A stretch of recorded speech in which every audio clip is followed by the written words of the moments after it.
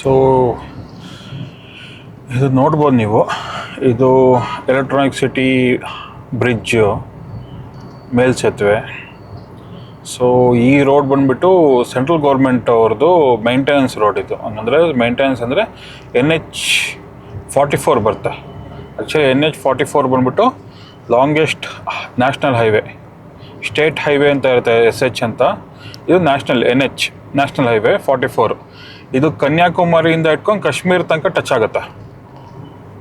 ಹಂಗಂದರೆ ಹೆಂಗೆ ಹೇಳೋದು, ಕನ್ಯಾಕುಮಾರಿ, ಬೆಂಗಳೂರು, ಆಮೇಲೆ ಹಂಗೆ ಹೈದ್ರಾಬಾದು, ಆಮೇಲೆ ಹಂಗೆ ಹೋಗ್ತಾ ಹೋಗ್ತಾ ಹೋಗ್ತಾ ಹೋಗ್ತಾ ಹಂಗೆ ನಿಮಗೆ ಇದು ಡೆಲ್ಲಿ, ಆಮೇಲೆ ಡೈರೆಕ್ಟು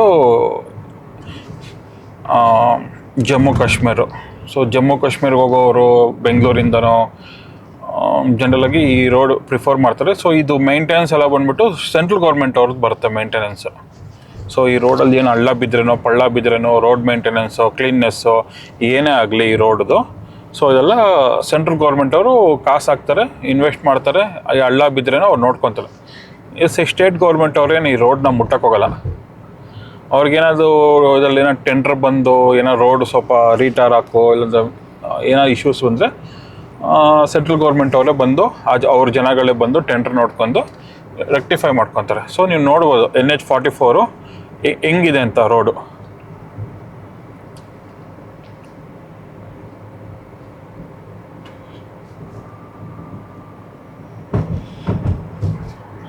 ಸೊ ಇಲ್ಲಿ 2 ಬ್ರಿಡ್ಜ್ ನೋಡ್ಬೋದು. ರೋಡ್ ಸೆಂಟ್ರಲ್ಲಿರೋ ಬ್ರಿಡ್ಜ್ ಬಂದುಬಿಟ್ಟು 4 ಲೈನ್ ಬ್ರಿಡ್ಜು. ಇದು ಎಲ್ಲಿಂದ ಎಲ್ಲಿ ಸ್ಟಾರ್ಟ್ ಆಗುತ್ತೆ ಅಂದರೆ ಎಲೆಕ್ಟ್ರಾನಿಕ್ ಸಿಟಿಯಿಂದ ಸಿಲ್ಕ್ ಬೋರ್ಡ್ಗೆ ಎಂಡ್ ಆಗುತ್ತೆ. ಸೊ ಇದು ಪಕ್ಕದಿರೋದು ನಿಮಗೂ ಎಲ್ಲೋ ಲೈನ್ ಮೆಟ್ರೋ ಅಂತಾರಲ್ವ. ಸೊ ಇದು ರೀಸೆಂಟಾಗಿ ಒಂದು 6 ತಿಂಗಳಿಂದ ಚಾಲನೆಗೆ ಬಂದಿದೆ. ಇದು ಬಂದ್ಬಿಟ್ಟು ಎಲೆಕ್ಟ್ರಾನಿಕ್ ಸಿಟಿಯಿಂದ ಇಟ್ಕೊಂಡು ನಿಮ್ಮ ಜಯನಗರ ತನಕ ಟಚ್ ಆಗುತ್ತೆ. ಸೊ ಜಯನಗರದಿಂದ ಪರ್ಪಲ್ ಲೈನ್ ಮೆಟ್ರೋ ಇಟ್ಕೊಂಡು ನಾವು ಮಾರ್ಕೆಟು, ಮೆಜೆಸ್ಟಿಕ್ಕು, ಆಮೇಲೆ ಎಲ್ಲಿಂದ ಟಿ ದಾಸರಳ್ಳಿ ತನಕ ಟಚ್ ಆಗುತ್ತೆ.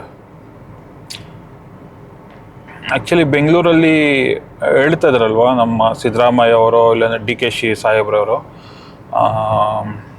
ನಾವು ಅಂಡರ್ ಟನಲ್ ಮಾಡ್ತೀವಿ ಎಲ್ಲಿಂದ ಇಲ್ಲಾಂದರೆ ಈ ಸಿಲ್ಕ್ ಬೋರ್ಡು ಫ್ಲೈಓವರ್ ಕಾಣಿಸ್ತಾ ಇದಲ್ವ, ಈ ಫ್ಲೈಓವರ್ ಎಂಡ್ ಆಗೋದು ಸಿಲ್ಕ್ ಬೋರ್ಡ್ ಹತ್ರ ಎಂಡ್ ಆಗುತ್ತೆ. ಸೊ ಇವ್ರ ಐಡಿಯಾ ಏನಂದರೆ, ಸರಿ ಸಿಲ್ಕ್ ಬೋರ್ಡ್ ಎಂಡ್ ಆಗುತ್ತಲ್ಲ ಈ ಸೇಮ್ ಫ್ಲೈಓವರು ಎಲೆಕ್ಟ್ರಾನಿಕ್ ಸಿಟಿಯಿಂದ, ಸೊ ಇಲ್ಲಿಂದ ನಾವು ಎಕ್ಸಿಟ್ ಎಲ್ಲಿ ಕೊಡೋಣ ಅಂದರೆ ನಮ್ಮ ಇದಿದೆ ಏರ್ಪೋರ್ಟ್ ಇದು ಬರುತ್ತೆ ಗೊತ್ತಾ, ಹೆಬ್ಬಾಳ ಹತ್ರ, ಅಲ್ಲಿ ಕೊಡೋಣ ಅಂತ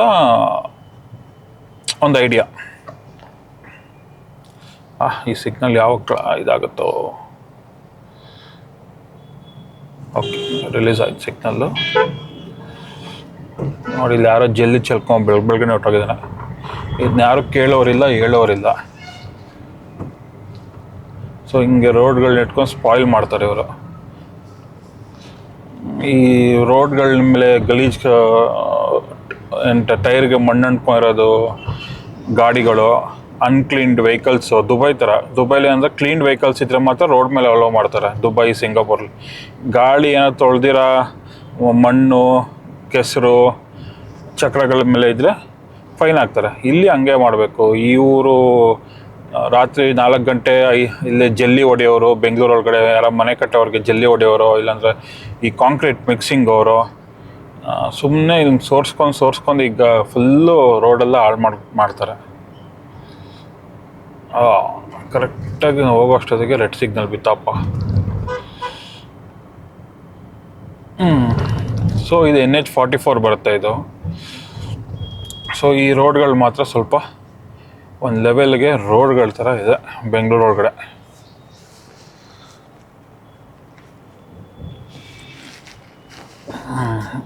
ಆ್ಯಕ್ಚುಲಿ ಇವರು ಪ್ರಕಾರ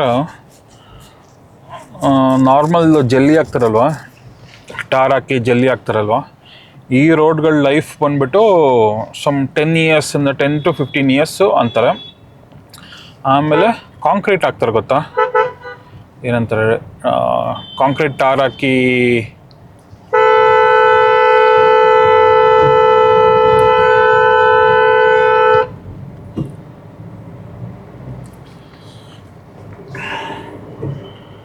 ಕಾಂಕ್ರೀಟ್ ಟಾರ್ ಹಾಕಿ ಏನಂತಾರೆ ಕಾಂಕ್ರೀಟು ಟಾರ್ ಸಾರಿ ಕಾಂಕ್ರೀಟ್ ಹಾಕಿ ಮಾಡ್ತಾರಲ್ವಾ, ನೀವು ನೋಡ್ಬೋದು ರೋಡ್ಗಳನ್ನ.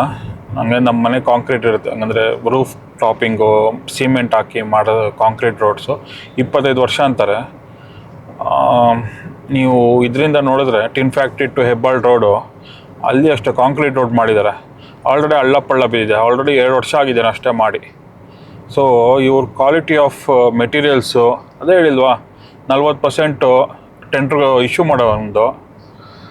ಅದರಲ್ಲಿ ಸ್ವಲ್ಪ ರಾಜಕೀಯ ಯಾರು ಸೆಂಟ್ರಲ್ ಮಿನಿಸ್ಟರ್ಸು ಸಿದ್ದರಾಮಯ್ಯ ತನಕ ಟಚ್ ಆಗುತ್ತೆ ಕಾಸು, ಅದೊಂದು 40%. ಇವಾಗ ಏನೋ 60% ಅಂತ ಇದ್ದಾರೆ ಕಾಂಟ್ರಾಕ್ಟರ್ಸು.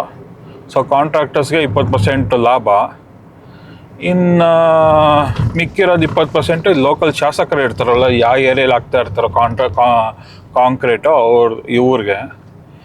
ಇನ್ನು ಮಿಕ್ಕಿರೋದು ಪಾಪ 20%ಗೆ ಕೆಲಸ ಮಾಡಿಸ್ತಾರೆ. 20% ಕೆಲಸ ಹೆಂಗಿರುತ್ತೆ ಅಂದರೆ ಹಂಗೆ ಅಷ್ಟೇ ಇರುತ್ತೆ. ಸೊ ಅವ್ರನ್ನ ಯಾರೂ ಕ್ವಶನ್ ಮಾಡೋಕ್ಕೋಗಲ್ಲ, ಯಾಕಂದರೆ ಎಲ್ಲರ ಹತ್ರನೂ ಎಲ್ಲರೂ ಕಾಸು ತಿಂದಿರ್ತಾರೆ ಅದರಲ್ಲಿ. ಸೊ ಯಾರೂ ಕ್ವಶನ್ ಮಾಡೋಕ್ಕೋಗಲ್ಲ.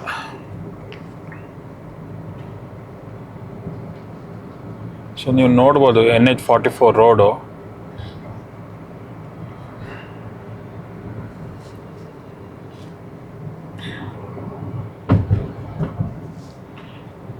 ಈ ಬ್ರಿಡ್ಜ್ಗಳಿದೆ ಗೊತ್ತಾ, ಸೆಂಟ್ರಲ್ ಬ್ರಿಡ್ಜ್ ಒಂದು 10 ವರ್ಷ ಆಯ್ತು ಕಟ್ಟಿ.